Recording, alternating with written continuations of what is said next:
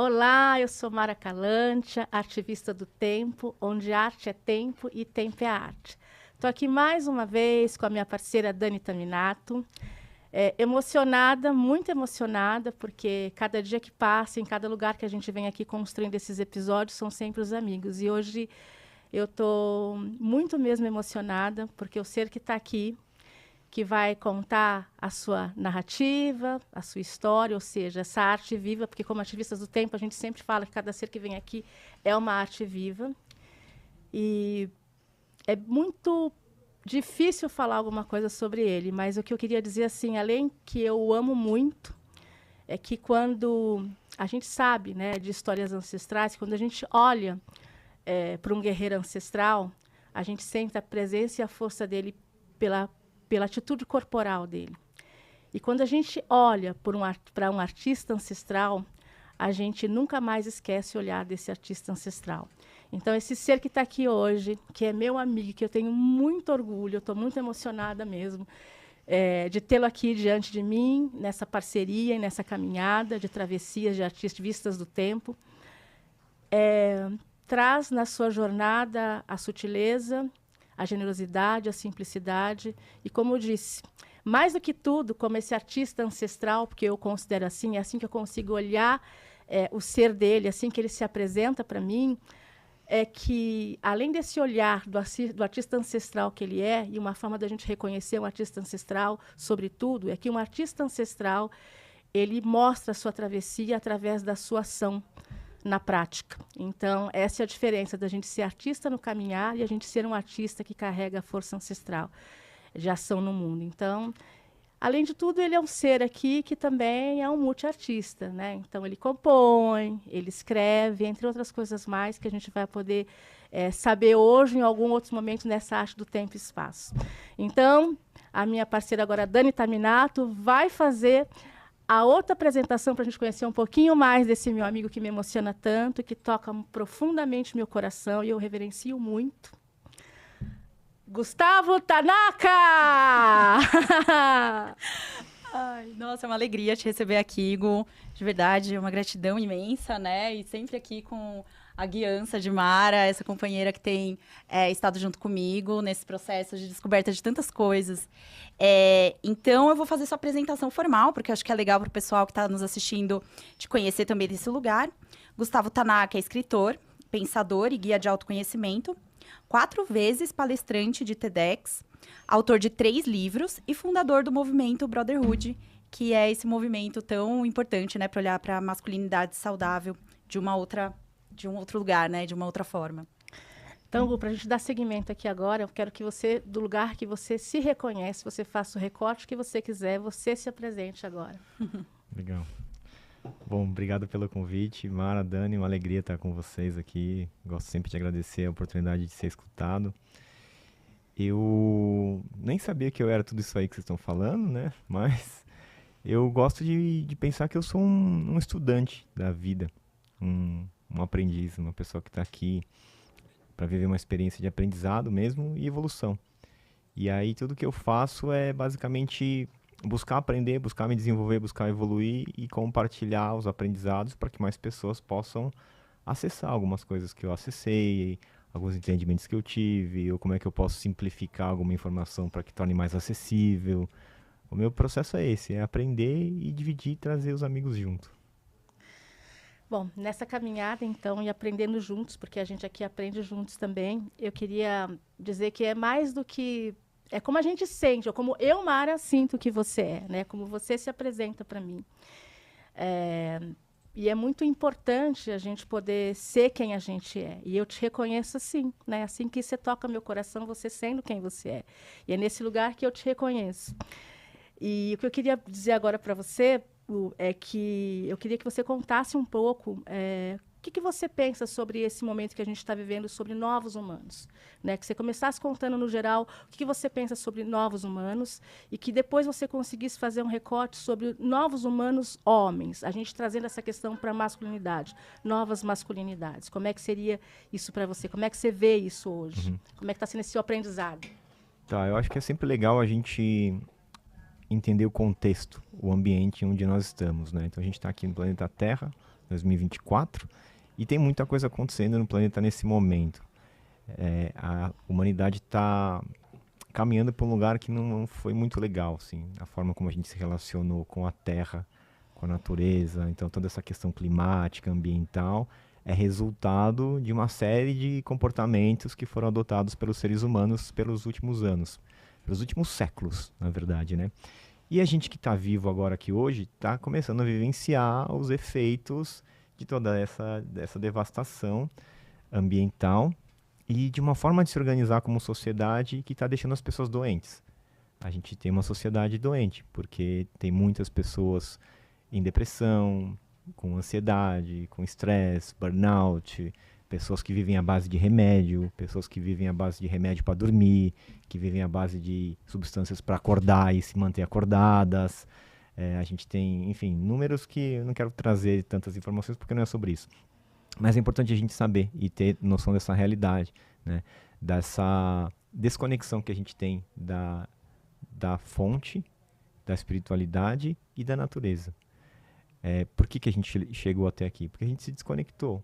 Não sei se desconectou, talvez se distanciou um pouco, porque a conexão sempre está, né? Nós somos parte de tudo isso. Mas o ser humano se distanciou.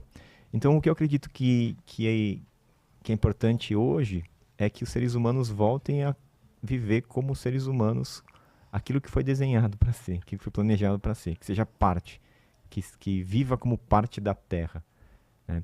E isso exige novos comportamentos, uma nova forma de se relacionar com a vida, uma nova forma de se relacionar com as pessoas, começando consigo mesmo. Uma forma de se relacionar consigo mesmo, né? Como é que eu me relaciono comigo mesmo? Como é que eu faço para causar menos dano? Como é que eu faço para consumir menos, ou para destruir menos, ou para causar menos violência para as pessoas, para machucar menos, para ferir menos as pessoas ao meu redor, os seres ao meu redor, né? Então, isso exige uma desconstrução, porque não é aquilo que a maioria das pessoas foi ensinada a fazer nas escolas e no trabalho, e toda essa visão do que é sucesso e tudo mais, né? Aí exige uma série de mudanças, de transformações, e a gente está caminhando para isso, né? Quando você fala de novos humanos, eu entendo que são esses humanos que vão ajudar a regenerar o planeta, que vão ajudar as pessoas a viverem em mais harmonia com tudo que existe. Igu, enquanto eu estava te ouvindo aqui, né, queria que você contasse a ligação dessa apresentação sobre novos humanos, né, esse conceito que você trouxe, de como isso se conecta com as virtudes e o estudo das virtudes, né, que você tem um trabalho muito bonito em relação a isso, né? Conta um pouquinho pra gente. Tá. Bom, em primeiro lugar, eu acho que assim, a gente fala de novos humanos, mas se a gente olhar para trás, talvez lá atrás, em algum momento, nós já fôssemos essas pessoas que a gente está tentando ser, né? Então nós somos aqueles por quem estávamos esperando, né? É um resgate, assim, de coisas que em algum momento se perderam, né? Então não é totalmente novo, assim, a gente não está trazendo, não vai reinventar a roda, é só a gente voltar e se reconectar com aquilo que já existe, né? E uma das coisas que me ajuda muito nessa caminhada, eu sempre penso assim, como é que eu sei que eu estou me tornando uma pessoa melhor? Qual é a métrica para saber se eu estou me desenvolvendo, se eu estou evoluindo, né? Então, no passado, eu achava que eu estaria evoluindo se eu estivesse ganhando mais dinheiro. Então, se minha conta bancária está aumentando, então eu estou indo bem na vida. E não é verdade, porque tem pessoas que estão com a conta bancária cada vez maior e que não são bons seres humanos para o planeta. Então, não necessariamente estão se tornando pessoas melhores, né? E o que eu entendi foi que se eu conseguisse me conectar com as virtudes humanas, eu poderia estar caminhando numa direção mais saudável, mais consciente. Ou seja, eu sou hoje uma pessoa mais generosa ou menos generosa do que no passado. Eu sou mais disciplinado, eu sou uma pessoa mais paciente, eu tenho mais compaixão, tenho mais empatia, eu vivo mais em paz, eu estou em harmonia com as minhas relações, né? E aí, ao entender isso, eu percebi que, aqui é um caminho legal. Se eu estiver ancorado nessa percepção e me observar e estar sempre corrigindo os meus comportamentos para me tornar essa pessoa que eu sei que eu posso ser, eu sinto que eu vou fazer um bem para as pessoas ao meu redor. É basicamente sobre isso. Eu não estou tentando mudar o mundo, mas eu estou querendo melhorar a mim mesmo para que as minhas relações fiquem melhor e eu brigue menos, enfim, eu não tenha conflito com as pessoas, né? não entra em conflito com o mundo. E aí esse é um processo que é muito bonito, assim, de autoobservação, para conseguir compreender que todo ser humano tem a capacidade de melhorar. Basta que ele siga um direcionamento um pouco mais consciente e que não é aquilo que está sendo falado. Então não é sobre ter mais dinheiro, não é sobre ter mais seguidores, não é sobre as métricas de sucesso que são colocadas na sociedade. É sobre se desenvolver como ser humano no sentido das virtudes. Então as virtudes para mim são linhas, né? É uma linha mestra, assim, é um corrimão de aprendizagem. E se você pegar, as virtudes elas estão em todas as religiões. Verdade. Todas as religiões falam a mesma coisa. É o ponto em comum entre todas as tradições, todas as religiões, todos os caminhos espirituais, todos os caminhos filosóficos, todos falam a mesma coisa. Então é um código que é comum, que eu entendo como dons da nossa alma, como qualidades do nosso espírito. E a gente tem a capacidade de desenvolver se a gente souber olhar para isso e observar, né? Então, esse é o meu processo, de olhar para isso. E aí, pegando o gancho um pouquinho do que a Mara trouxe anteriormente, sobre masculinidade, sobre os homens, eu, como um ser humano homem, olho para isso, né? O que nós homens estamos fazendo nesse momento. E eu sinto que faltam muitas virtudes para os homens. Falta essa consciência, falta muita responsabilidade, sobretudo, né? Então a gente tem muitos problemas que são causados pela falta de responsabilidade dos homens, que estão gerando uma série de questões aí sociais, em termos de estrutura, desde estrutura familiar, né, na ausência da figura paterna, que acontece muito, nos relacionamentos tóxicos que existem, nas estruturas profissionais de desigualdade, na forma como a gente se organiza politicamente. Então tudo é resultado da maneira dos homens atuar no mundo, baseada numa cultura que hoje não faz mais sentido. Pelo menos é como eu entendo isso. E aí o meu caminho tá bom. Então, se eu sou um ser humano homem, cabe a mim modificar a mim mesmo. E aí nesse caminho eu vou inspirando, influenciando, sendo referência para outras pessoas que também percebem a mesma coisa.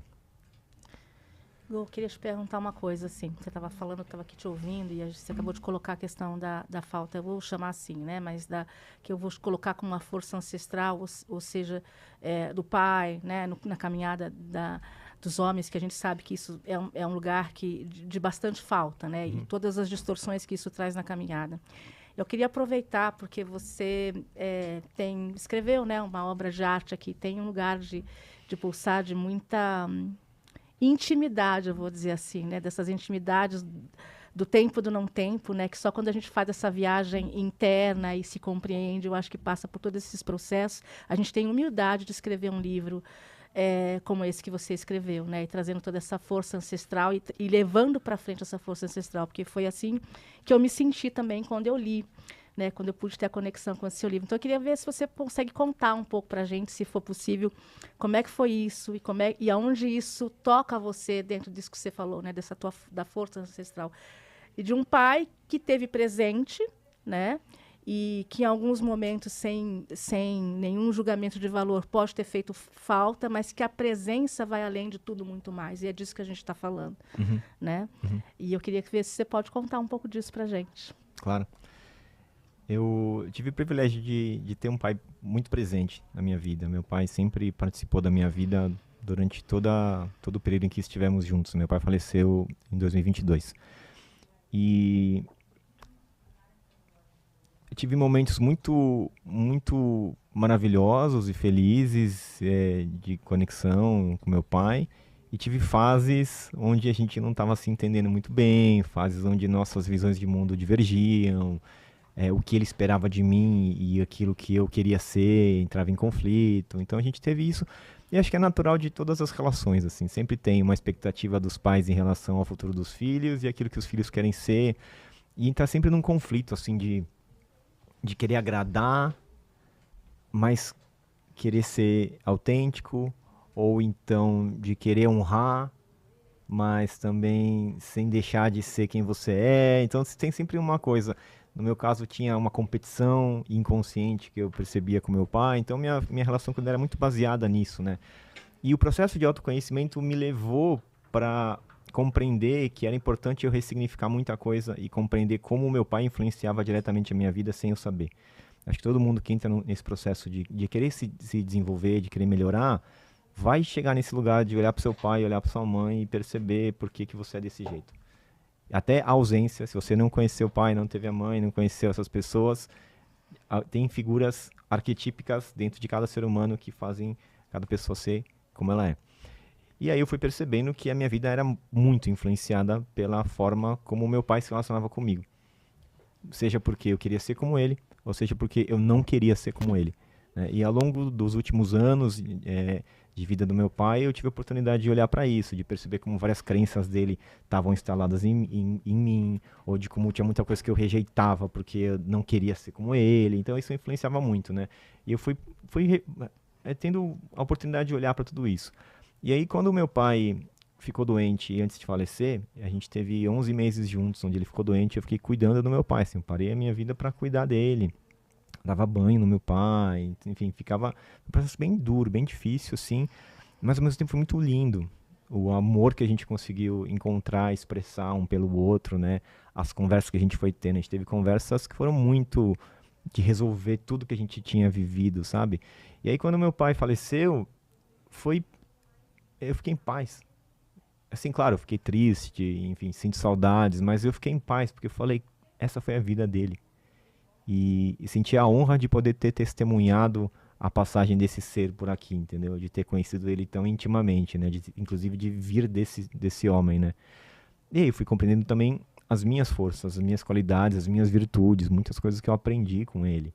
E aí depois lidar com a morte, né? Como é lidar com a ausência de uma pessoa que sempre esteve presente na sua vida? Quando uma pessoa, nesse tipo de relação, um ente familiar querido morre, a gente muda por completo, muda a estrutura, né? E eu entendi muita coisa a partir disso, né? E uma das coisas que eu entendi foi também a passagem do bastão, assim, sabe? De que a passagem do bastão da linhagem familiar do meu pai passou para mim. E agora sou eu que estou aqui. Antes era ele, antes dele foi meu avô, e antes foi meu bisavô, então sempre tem, né? Tô falando da linhagem masculina aqui, né? Sim, mas assim, tem essa força, essa linguagem que você trouxe foi bem importante, né? A força do bastão. E aí tá bom, então qual é a minha responsabilidade agora? Eu que tô aqui, entendeu? E eu acho que é muito importante a gente sempre pensar nisso, sabe? Qual é a nossa responsabilidade, nós que estamos vivos agora? Tem uma expressão que está muito viva, assim, eu até tô para escrever um texto sobre isso, em breve eu vou escrever, que é consciência transgeracional. A gente precisa começar a pensar além da nossa geração. Exatamente. Porque isso, assim, o que a gente está vivendo é resultado de uma visão de mundo muito egoísta. Perfeito. Onde cada pessoa só pensa em si. Onde cada pessoa só está preocupado com a sua existência. E é natural que aconteça isso porque a gente vive num sistema que é bem injusto e difícil, que faz com que cada pessoa esteja preocupada com a sua própria sobrevivência. Mas, além disso, e sobretudo as pessoas que já passaram desse nível de sobrevivência, tem pessoas que estão preocupadas com o que vão comer e vão sobreviver, beleza. Mas para quem já não está nesse lugar, é hora de começar a pensar um pouco mais para frente e ampliar a nossa percepção para a gente considerar as gerações que estão por vir. Então, quem já é pai, já é mãe, já é avô, já é avó, fica mais fácil, porque pensa assim, vou pensar nos meus filhos e tal. Mas, e quem não é? Também tem que pensar, entendeu? Não é sobre os meus filhos, porque isso ainda é egoísmo. É sobre o coletivo, né? Exatamente, é sobre identidade, sobre a humanidade, é sobre o planeta. E aí, isso faz com que a gente amplie a nossa percepção de tempo, já que a gente está falando sobre isso, né? Então, eu percebi, assim, que a minha visão de mundo, assim, a minha noção de tempo, primeiro era muito no agora, assim, mas não no sentido de vamos viver o agora, mas no sentido de que eu só consigo pensar agora, amanhã, semana que vem, ano que vem, não consigo ampliar essa percepção, né? Eu falei, preciso ampliar essa percepção, preciso olhar, preciso começar a pensar para daqui 50 anos, mesmo que eu não esteja aqui, né? Pensar daqui 200 anos, e aí amplia a percepção e todas as prioridades mudam. Né? Então, se você pegar um exemplo muito básico, assim, você pegar a sua semana, organiza a sua semana e pensa o que você vai fazer essa semana. Se você considerar e ampliar essa percepção para um mês, tem coisas que você vai fazer já pensando em um mês. Né? Você não vai fazer só as coisas dessa semana. Então, se você amplia para um ano, você vai fazer coisas já pensando em um ano. E se você amplia essa percepção para 100 anos, você vai fazer coisas já pensando em 100 anos. Entendeu? Essa é a percepção que eu acho que é importante que a gente desenvolva. Porque isso tira a gente desse lugar do individualismo, porque eu nem vou estar aqui daqui 100 anos. Exato. Entendeu? Nem vou estar aqui. Então eu tenho que pensar em coisas que vão acontecer e que vão durar mesmo que eu não esteja aqui. Isso é legado, né? É o que se fala muito sobre legado. Só que as pessoas ainda levam o legado para um lugar muito egóico. O meu legado, né? O que eu vou deixar, a minha obra, o meu livro. Não é sobre isso. É sobre o nosso legado como espécie, né? O nosso legado como a geração. O que a nossa geração fez? A gente tem que pensar sobre isso. Pelo menos é como eu gosto de viver, sabe? Por uma causa. E com esse ponto que você trouxe da consciência transgeracional, né? O quanto é importante a gente entender o que é isso e como é que essa ação se ativa no mundo. Né? Que sem olhar coletivo e sem deixar esse legado das ações coletivas, não tem como fazer isso ser ancorado. E também para a gente reconhecer o que a gente recebeu, sabe? Anterior, assim. A gente... eu gosto de fruta. Não sei se vocês gostam de frutas, mas eu gosto de fruta. Cara, as frutas que vocês comem foram pessoas que plantaram 30 anos atrás. 40 anos atrás, 50 anos atrás, né? Não foi agora, não plantaram semana passada essas frutas, entendeu? Então a gente olha, o que eu tô comendo aqui foi plantado lá atrás, o que eu tô vivendo aqui foi construído lá atrás, o lugar onde eu tô aqui, a cidade onde nós vivemos foi fundada lá atrás, né? Então a gente honra quem construiu tudo isso aqui, quem preparou o terreno para a gente estar aqui, para estar nesse momento vivos agora, né? E aí, se a gente vive isso e desfruta disso, é bom que a gente pense e faça isso pelos outros também, né? E esse reconhecimento é muito legal, porque a partir do momento que você se conecta com isso que você trouxe, né, de reconhecer tudo que a gente recebe da ancestralidade, é inevitável a gente não se preocupar também em deixar o mundo, né, melhor, assim, para as gerações que vierem, independentemente de serem nossos descendentes diretos, né, filhos ou não. Mas, Gu, estava te ouvindo falar do momento que você mencionou sobre ter vivido momentos de dar banho no seu pai, né, e é uma sensibilidade... que dentro do mundo masculino, né, isso não é tão, infelizmente, ainda tão natural, assim, né, na convivência. Você teve essa oportunidade de viver isso com seu pai, né? Essa sensibilidade também me chama para esse lugar da conexão enquanto arte, né? Você tem muito isso, você compartilhou, né, com todos, né, todas essas vivências e esses aprendizados que você teve com seu pai através da sua arte da escrita, né? Você poderia contar um pouquinho, fazendo essa relação, né? Sensibilidade, esses momentos que você teve a oportunidade de ver com seu pai e a escrita, né? Como forma de intuição e de partilha. Transgeracional também, né? Que esse livro alcança bastante gente. Tá. Tem vários assuntos. Aí, né? Muitas perguntas. Deixa eu amarrar, deixa eu tentar ver se eu consigo amarrar aqui. Eu acho que, assim... Muito desse lugar, assim, da sociedade, é sempre importante a gente pensar, assim, por que a gente pensa dessa forma, né? Porque muitos dos nossos pensamentos não são nossos. Muitas coisas que a gente acredita não foi a gente que escolheu acreditar. Ou não, a gente escolheu acreditar, mas não foi a gente que criou. Nós escolhemos acreditar em coisas que foram colocadas na nossa mente, na nossa cabeça ali, né? E uma das coisas que a sociedade prega muito é esse lugar do sucesso, né? Do que você tem que fazer da vida. Então a criança já nasce e a pessoa, esse aqui vai ser médico, esse aqui vai ser engenheiro, vai ser advogado e tal. Já existe uma expectativa sobre o que tem que ser.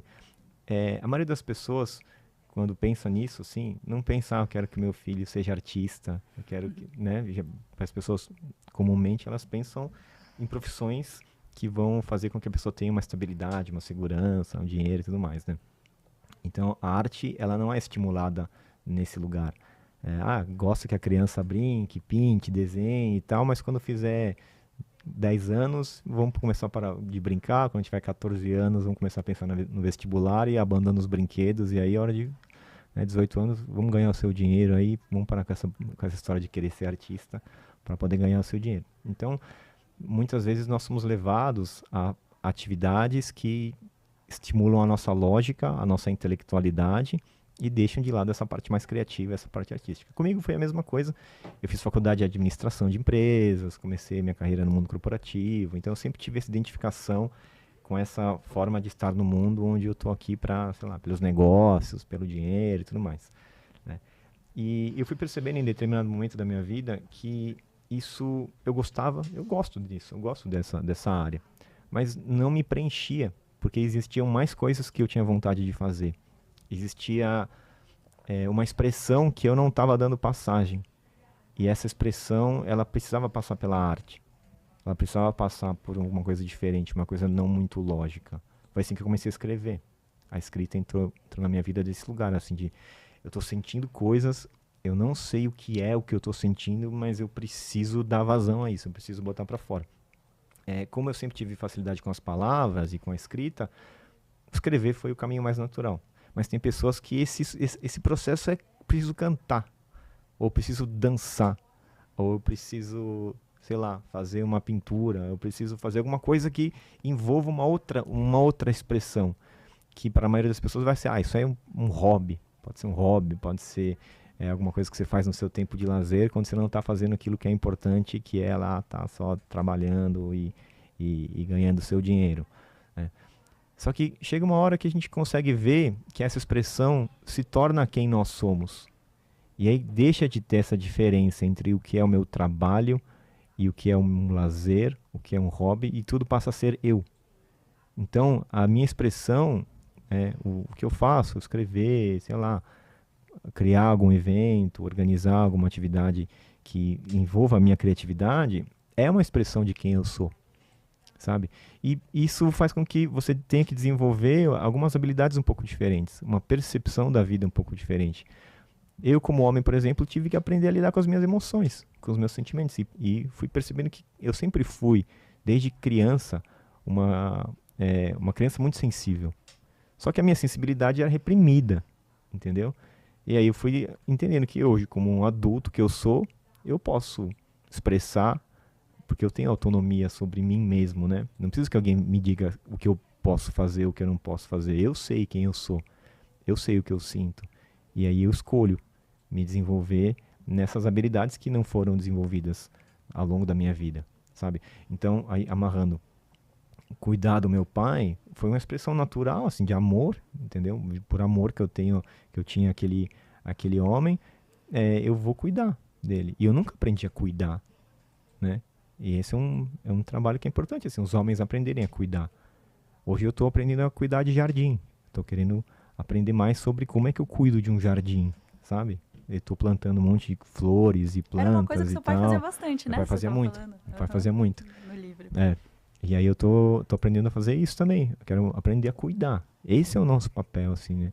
Eu acho que teve um entendimento que eu tive que foi muito legal, assim, que me ajudou a resolver alguns conflitos internos que eu tinha com a vida, assim, com o mundo, né? E eu queria muito mudar o mundo, transformar tudo, tá tudo errado e tal. Criticava, julgava tudo, assim, tudo que eu via errado e tal, muito crítico. E esse lugar é muito perigoso, assim, porque se a gente entra nesse lugar de criticar o mundo, chega uma hora que a gente fala, não vai dar, cara, não adianta, sabe? E tira as esperanças um pouco, né? E aí o entendimento que eu tive foi assim, eu não preciso mudar o mundo, eu só preciso amar o mundo. Então, ao invés de tentar mudar o mundo, porque tentar mudar parte da premissa de que tem algo errado que precisa ser corrigido. E não é que está errado, o mundo está em evolução. Nossa espécie é um bebezinho, nós somos muito crianças. E aí a gente não integra, né? Quando você traz eu preciso amar, você começa a integrar, né? Eu não quero corrigir as pessoas, eu não quero mudar as pessoas, eu quero aprender a amar as pessoas, a amar a terra, amar o planeta, amar o mundo. Isso faz toda a diferença. Quando uma criança comete um erro, a gente não fala assim, nossa, aqui você errou e tal, que absurdo e tal. Você cuida dela, você ensina para ela. Porque você entende que aquilo é uma parte do processo do aprendizado dela, né? Se uma criança está aqui com a gente, ela derrubou o copo, ninguém vai falar, nossa, derrubou o copo de água, tal. A gente vai acolher ela, tá tudo bem, limpa aqui e tal. Esse é o processo, eu acho, sabe?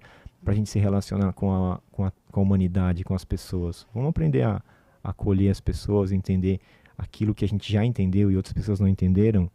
Vamos cuidar para que elas possam aprender também no tempo delas, respeitar o processo de cada pessoa. Isso me trouxe paz, entendeu? Porque eu parei de brigar com o mundo. E aí eu entendi que é só eu amar o mundo, amar as pessoas. Não é fácil, mas é o único caminho possível.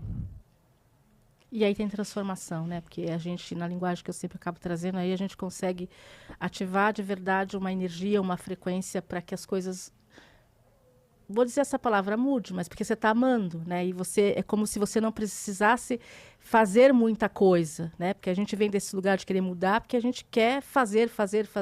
E não é isso, né? Como você trouxe aí. Aí eu comecei a me sentir em paz, né? Mas você foi para um lugar que eu achei que é bem interessante, que é de trazer e acolher para você. Eu preciso amar o mundo. Então eu tenho que começar a sentir esse mundo, na verdade, né? Não só querer mudá-lo sem a gente querer senti-lo, né? Sem saber o que ele pode trazer para mim, né? Aí você está, eu acho que de verdade, se relacionando com a possibilidade de estar no mundo, né? Porque eu estou nesse mundo e não sei nem muito porquê. E aí acho que a gente vai por esses vários lugares aí que não são, eu vou dizer, reais, do ponto de vista de saber quem você é, né? Eu acho que você fala que não é fácil, mas acho que esse lugar de se colocar, não quero mais mudar, eu quero amar o mundo, é quando entrar nesse lugar de saber quem eu sou, o que eu posso fazer aqui, né? Amando o mundo. Sim, e não é algo, assim, as pessoas muitas vezes têm dificuldade com essa palavra, né? Amor e tal, como uma coisa, não é nem uma coisa religiosa, não é nem uma coisa mística, esotérica, é uma coisa bem simples, na verdade. Prática, o amor é uma ação prática, né? E basta a gente olhar, assim, usando a lógica um pouquinho, eu sempre gosto de convidar as pessoas para pensar junto, assim, né? Vamos pensar sobre isso, é muito, muito óbvio isso. O mundo está em guerra porque tem pessoas que acreditam que estão certas, querendo corrigir as outras pessoas. E do outro lado tem a mesma coisa. As pessoas, eu tô certo, ela que tá errada, aí tem guerra, aí tem conflito. Então, não é uma estratégia que tá dando certo. O que vai ter que acontecer para ficar em paz? A gente vai ter que matar todo mundo que pensa diferente para poder ficar em paz? Ou colonizar todo mundo para que todo mundo pense igual a gente? Não vai funcionar. Então, isso vai levar para a guerra e mais conflito e tudo mais. Ao passo que se eu mudo a estratégia e eu aprendo a me relacionar com as pessoas de uma outra maneira e desenvolver essa minha capacidade de amar as pessoas e aceitar elas como elas são, a gente leva para um outro lugar, entendeu? Que não tem briga. Não tem briga, porque a pessoa não tem do que ela se defender, né? A briga muitas vezes vem porque a pessoa quer se defender de algo que você está acusando, que você está, né, apontando. Agora, se você só está compreendendo a pessoa, aceitando ela, amando, não tem do que ela se defender. E aí ela se abre. E nisso acontece uma transformação. Quando as pessoas se desarmam e está aberto. Né? Eu falo isso porque eu vi muitas pessoas mudarem a partir dessa perspectiva, dessa abordagem. Vou dar um exemplo. Você está dirigindo.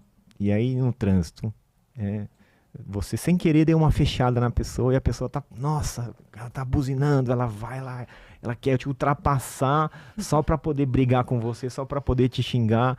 Aí você pega e, opa, desculpa. Abaixa o vídeo e fala, perdão, eu não vi que você estava aqui, desculpa. Aí a pessoa se desarma e fala, não, tá tudo bem. Por que isso aconteceu? Porque ela não quer brigar. Ninguém quer brigar. As pessoas não querem isso. As pessoas querem viver em paz. Todo mundo quer viver em paz. Então, se a gente consegue ir desarmando as pessoas, vai mudando todas as relações. Isso vale para os conflitos que você tem no trabalho, na empresa, que você tem em família. Eu não estou falando necessariamente de nações, mas tudo isso é uma extensão desse pensamento e dessa forma de agir individual. Né? As nações, elas respondem à consciência daquele grupo lá, daquele coletivo de pessoas. Então, se algumas pessoas começam a agir diferente, talvez aquilo influencie coletivamente as pessoas ao seu redor, e isso leva para um lugar maior, mais amplo de nação. E Gus, estava falando que a tua escrita te fez entrar em contato com muita coisa interna, né? Suas emoções. E aí você contando sobre isso, eu imagino que a mesma forma que você tenha que fazer esse movimento de aceitação do outro, né? Desse amor que aceita, né? E que acolhe, você tenha que fazer... É meio que acontece ao mesmo tempo, né? Você tem que também aprender a fazer isso internamente. Como que foi para você esse processo também de entrar em contato? Tem alguma história, assim, legal de compartilhar? Talvez tenha acontecido através da escrita, né?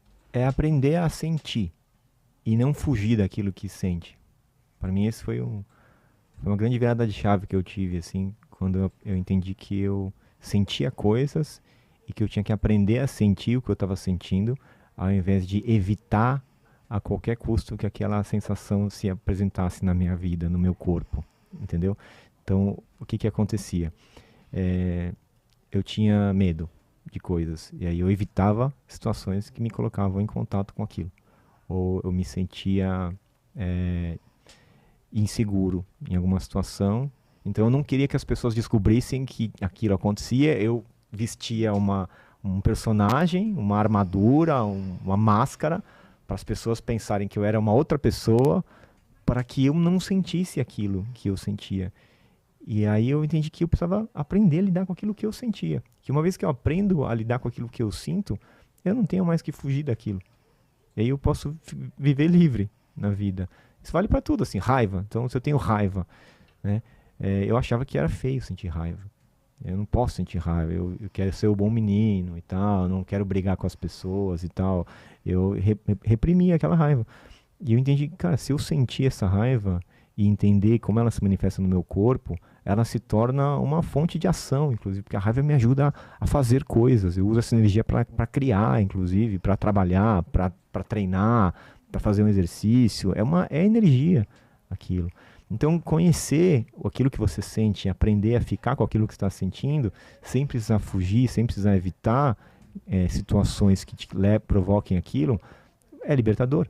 Vai se libertando, entendeu? Então, por isso que assim, eu tô aqui, vocês podem me perguntar qualquer coisa. Não tem, isso aqui você não pode perguntar porque, se falar do meu pai, aí eu vou sentir. Tem gente que vive assim, né? Esse assunto eu não falo porque me causa muita dor. Porque se isso acontece é porque eu não aprendi a lidar com aquela dor. Mas não porque aquele assunto é proibido, entendeu? É que eu não quero sentir aquela dor. Agora, se eu consigo resolver tudo isso dentro de mim, eu não tenho do que fugir. Eu posso falar sobre qualquer assunto, entendeu? E a arte é um lugar que a gente se coloca e que ela traz essa possibilidade, né? Não dá para você fugir quando você está no mergulho artístico, né? Quando você se coloca, não do ponto de vista de ser artista e estar fazendo coisas, mas quando você se coloca nessa energia.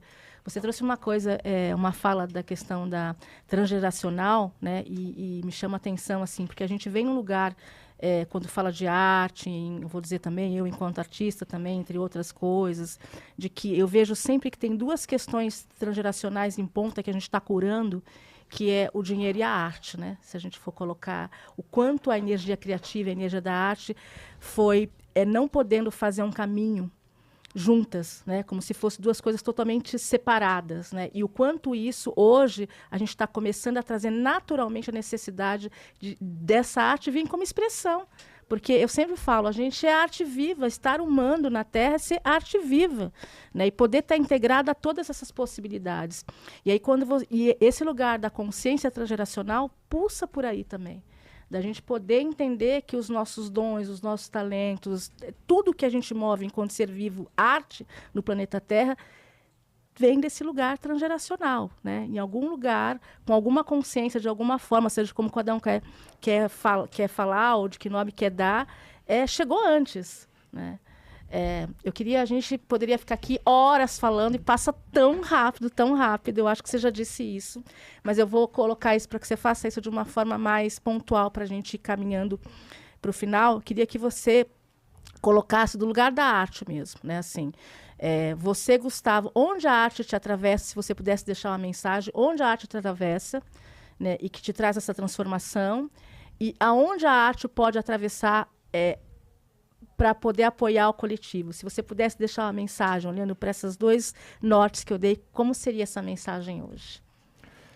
Eu acho que a arte nos ajuda a compreender a existência e nos dá linguagem para compreender aquilo que é intuitivo ou aquilo que a gente não consegue nem colocar em palavras. Sabe quando você assiste um filme e fala, nossa, esse filme aqui, consegui entender muita coisa assistindo isso. Esses dias eu assisti aquele filme Divertidamente, por exemplo. Adoro. E eu nunca tinha assistido. Eu assisti Tenho agora dois só. agora. Então, eu assisti um para poder assistir o 2. E falei, nossa, que incrível. Conseguiram explicar a mente de uma forma muito simples. Aquilo é arte.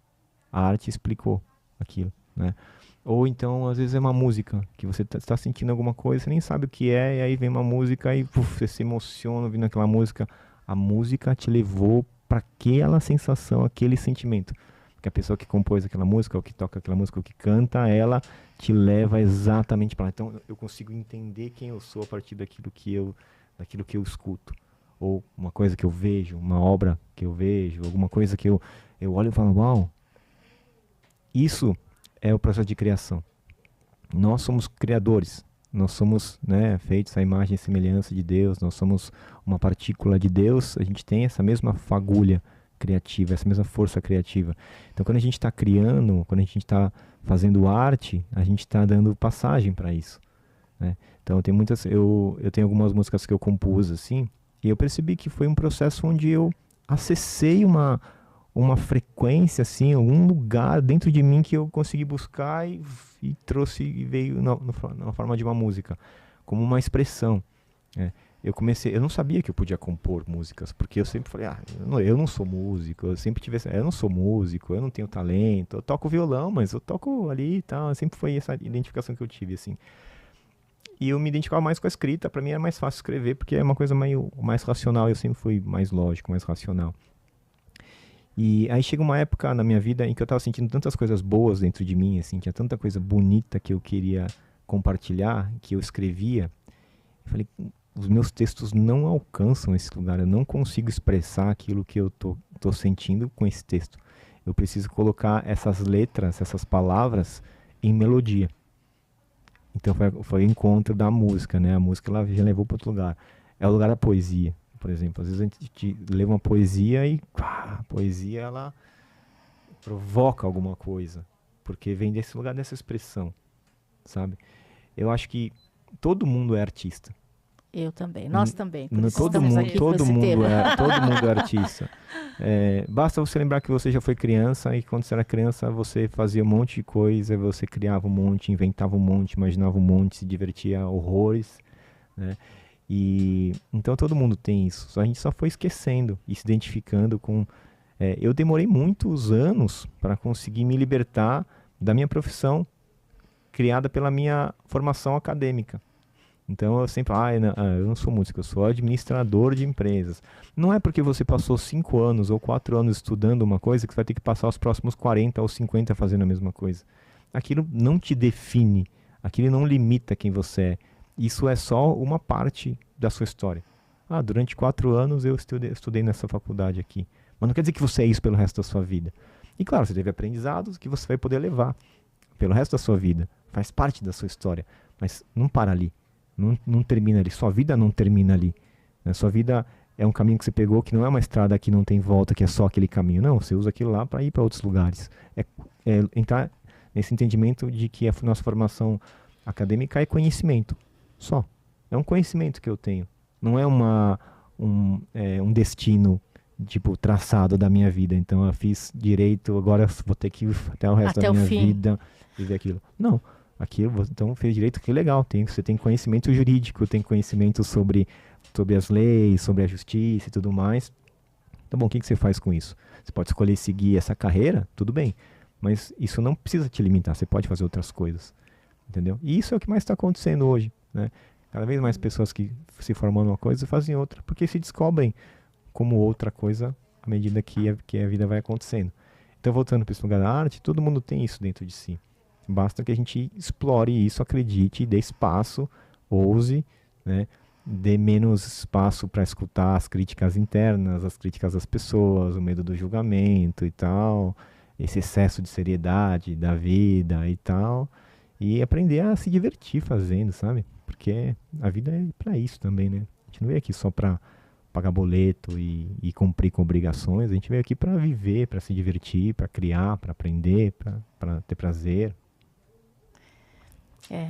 Essa arte de sentir e ser quem você é na existência, né? Então, assim, eu acho que você trouxe tudo, assim, né? Agora, falando de arte e de se reconhecer, esse é o nosso caminhar aqui um pouco nesse podcast, que é que todo mundo possa se reconhecer como artista, né? De poder entender o quanto essa possibilidade traz muitas coisas para novos humanos, como a pergunta que a gente começou lá no comecinho, né? Eu acho que se reconhecer como novos humanos agora, e eu vejo um pouco isso também, existe nesse momento, no planeta mesmo, essa energia está super ativa, né? Eu falo isso porque eu também venho das artes e assim, né? E como isso vem mudando, né? Quanto mais pessoas estão se reconhecendo que elas podem ser artistas, que ser artista não necessariamente a gente está o tempo inteiro no palco ou, né, num lugar de destaque para que os outros nos vejam, né? Mas reconhecer essa potência como ação na vida para a gente poder estar no coletivo, no mundo e poder sentir, né? O meu pai, ele descascava laranja. E ele gostava de descascar a laranja, ele era super metódico, assim, ele gostava de descascar a laranja, assim, e descascar inteira, assim, sabe, numa espiral, assim, e tal.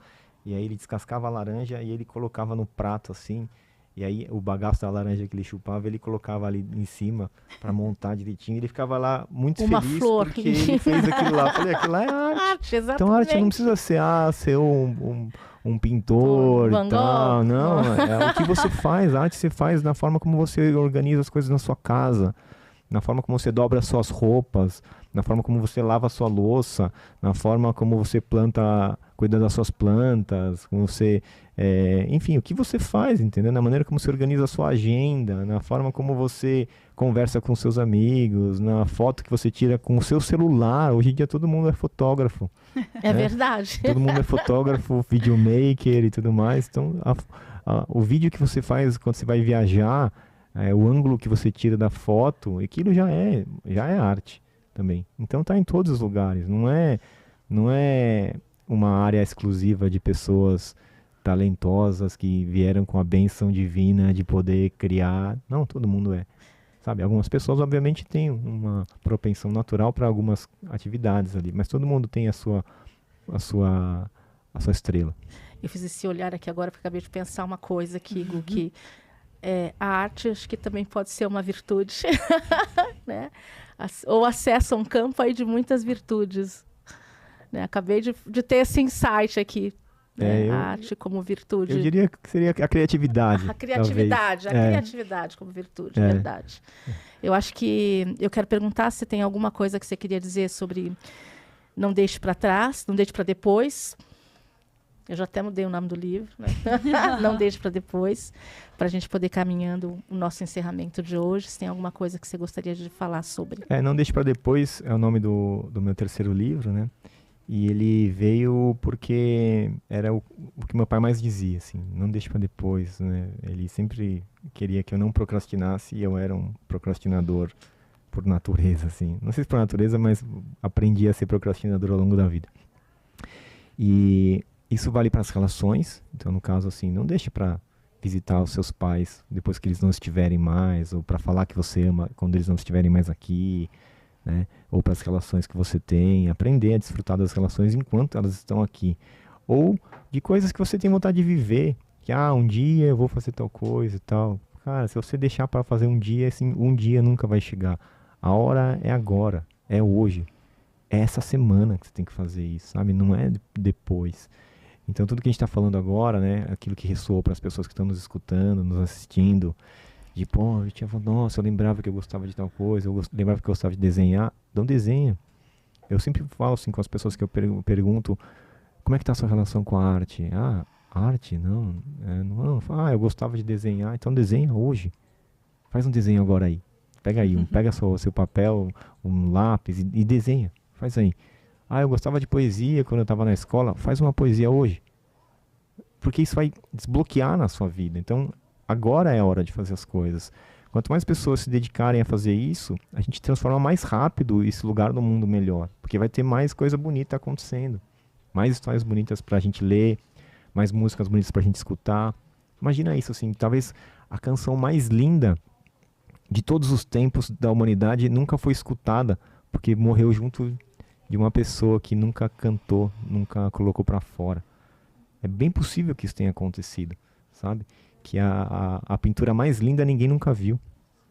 Porque a pessoa nunca dividiu com ninguém, ou sequer colocou aquilo sequer trouxe pra vida, sequer pintou aquele quadro que ela conseguia enxergar.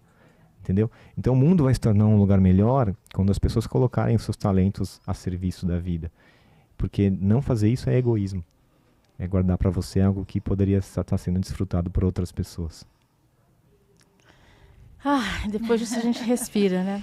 Só fazer uma respiração profunda. Gu, é muito maravilhoso poder te ter aqui por todas as coisas, né, que você já sabe. E eu te honro muito de novo. Quero te convidar, né, em cima daquilo que a gente já falou, que todo mundo é artista, a gente tem, assim, a gente convida, porque a gente acredita nisso, fazer essa reverência que todo mundo é artista. Então, para a gente terminar o nosso Ativistas do Tempo do dia de hoje, com essa honraria de que uma expressão corporal de que todos nós podemos ser artistas, de um lugar de onde a gente reconhece que todos nós viemos e que podemos estar. Então, eu queria te convidar agora para a gente poder levantar e encerrar o nosso episódio de hoje. Como ativistas do tempo, nós honramos quem chega antes para abrir espaço para quem chega depois.